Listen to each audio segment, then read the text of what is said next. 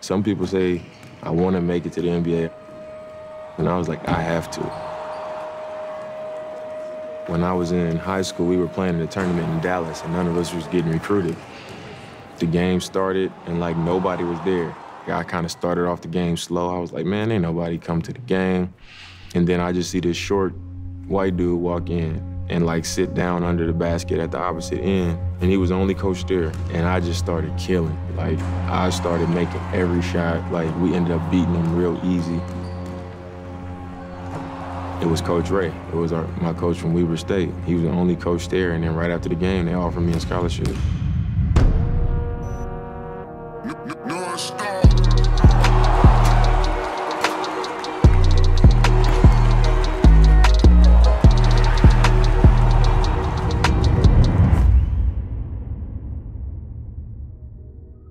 I think with Dame, there was always a high level of accountability. There was a standard of excellence that like we weren't willing to bend or waver no matter what, whether it was in workouts, whether it was off the court habits. It was something that really started with his dad. His dad really raised him the right way, put a lot of values into him, a lot of truth, a lot of authenticity. And that was something our program in college, was really, really about, from our head coach, Randy Ray, to myself. We were willing to confront him for what was best for his future. We were willing to give him the truth at all times. And now training him and moving forward, that is something we've built our relationship with. That's something he's built his career with. And his mindset now is becoming his biggest separator. Freshman of the year, sophomore year, MVP. And now I'm on the draft board. In my junior year, I break my foot. Like right when I thought I was about to be able to just enter the draft, I break my foot. And then I look at the draft boards and my name ain't on there no more. So he called me, down there was crying, like, I felt like he was probably going to end up trying to go to the league that year. And I think God was like, nah, you ain't ready. Break your foot. You ain't ready. Because he wouldn't be who he is today if he went at that time. Because he became who he is when he broke his foot.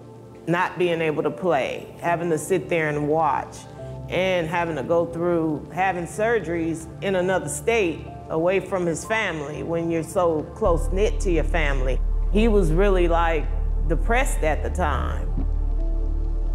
So I'm like, man, they don't like old draft picks. They like young players, like that they got potential, they can bring in, break them in and stuff like that. So I'm like, man, it's gonna be bad for me. It humbled him. It showed him that this game could be taken away from you, that you don't get this stuff, that it is a gift from God, that we are, lucky to have these things. I was like on with a boot and a cast on, sometimes like I was lifting. That was the first time I saw my brother lifting weights hard. That was the first time I saw my brother competing during conditioning. Like, that was the first time I saw Damian like bust his ass.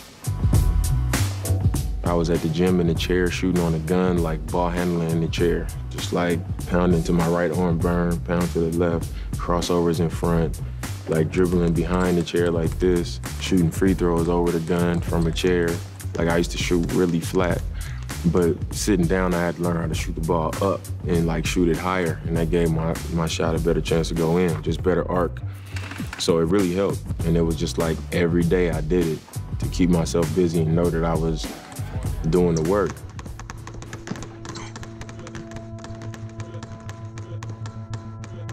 And he just turned into a monster. And he just was addicted to getting back right. But his whole demeanor changed. He went from being a college basketball player to a pro.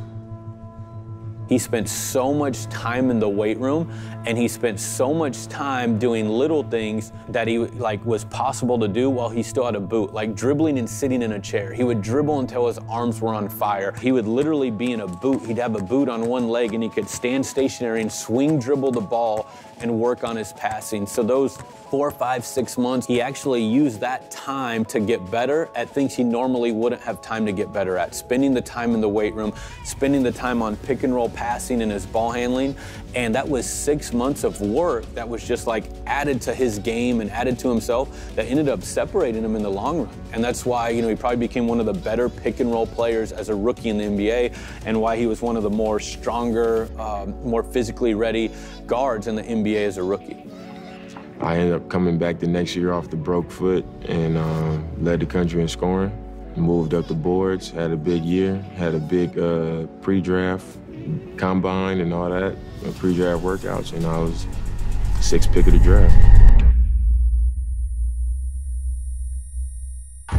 It's deeper than what people think it is. Like, they think, oh, he's just staying in Portland and he's not gonna win it. Like, they have no idea. It runs way deeper than what they know or would think.